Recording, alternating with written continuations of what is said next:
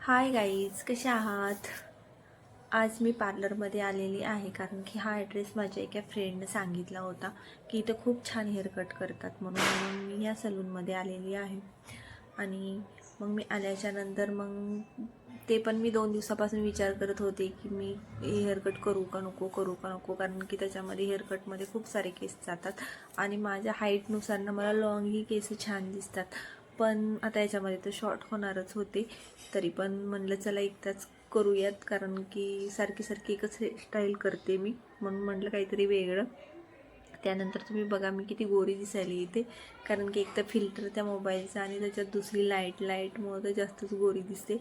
पण रिअल लाईफमध्ये मी इतकी गोरी नाही आहे कारण की सावळाच कलर आहे माझा. नंतर त्या सरांनी माझे खूप छान केस धुतले. एकदा शॅम्पू लावून केस धुतले, त्याच्यानंतर क्रीम लावली होती कोणती तरी, ती क्रीम लावून पण धुतले. त्या क्रीमनं सिल्की झाले माझे खूप केस.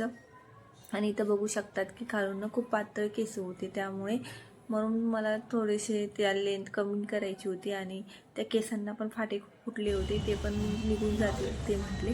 म्हटलं बरं ठीक आहे चला, कारण की नाही एवढे छोटे केस म्हटल्याच्यानंतर मग मला खूप टेन्शन आलं की यार मी कशी दिसन एवढे छोट्या केसांनी. पण ते म्हटले तुम्ही टेन्शन घेऊ नका, मी तुमचा लुक छान करतो आणि तुम्हाला खूप छान पण दिसेल हा कट, त्यामुळे. आणि बरं ठीक आहे म्हटलं मी, चला फायनली हा माझा लुक कसा वाटला सांगा. कारण की इतके सिल्की झाले होते ना, खूप सिल्की झाले आणि मला पण आवडला तो लुक माझा. तुम्हाला काय माहीत नाही आवडला का नाही, पण मला आवडला कारण की मी पहिल्यांदाच इतके छोटे केस केलेत. आणि हे तर माझ्या मम्मीला पण माहीत नाही. माझी मम्मी तर खूप ओरडणार आहे मला, कारण की ती मला कधीच केस कट करू देत नाही. आणि आता जर मी तिला सांगितलं ना की मम्मी मी केस कट केले, तर तिचे मला पहिले तर 4 बोलणी खावात लागणारच आहे. पण जाऊ द्या, केस काही नाही, आज नाही उद्या 2-3 महिन्यात तर वाढणारच आहेत, कारण की माझ्या केसाची ग्रोथ खूप आहे, त्यामुळे. त्याच्यानंतर मग हा असा आहे माझा लुक. तुम्हाला कसा वाटतोय सांगा.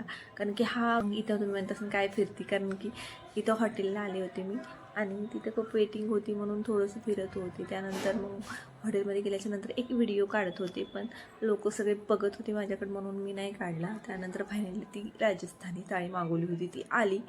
पण त्या राजस्थानी थाळीला काहीही थोडी पण चव नव्हती, कारण की त्याच्यामध्ये नुसती साखरच लागत होती. लिटरली मी 2 ते 3 घास खाल्ले असतील आणि मग नंतर मी नाही खाल्ली, ती थाळी तशीच ठेवली. आणि तुम्ही म्हणत असताना ही एकटीच का फिरती, हिच्यासोबत कोणी आहे का नाही? पण आहे, माझी एक फ्रेंड आहे, पण तिला आवडत नाही व्हिडिओ काढायला, तिच्या घरच्यांना पण आवडत नाही, म्हणून मी तिला व्हिडिओमध्ये घेत नाही आहे. त्यामुळे कारण की मी आणि माझी एक फ्रेंड असतात. आणि फायनली माझं जेवण तुटकं मुटकं 2-4 घास खाऊन झालेलं आहे. आणि प्लीज माझ्या यूट्यूब चॅनलवर पण जाऊन सबस्क्राईब आणि लाईक करा. बाकी काही नाही आहे. मग कसं वाटतं लुक माझं सांगा. हे जेवण पण तुम्ही खा, बघा तुम्ही पण खाऊन घ्या आणि सांगा मला टेस्ट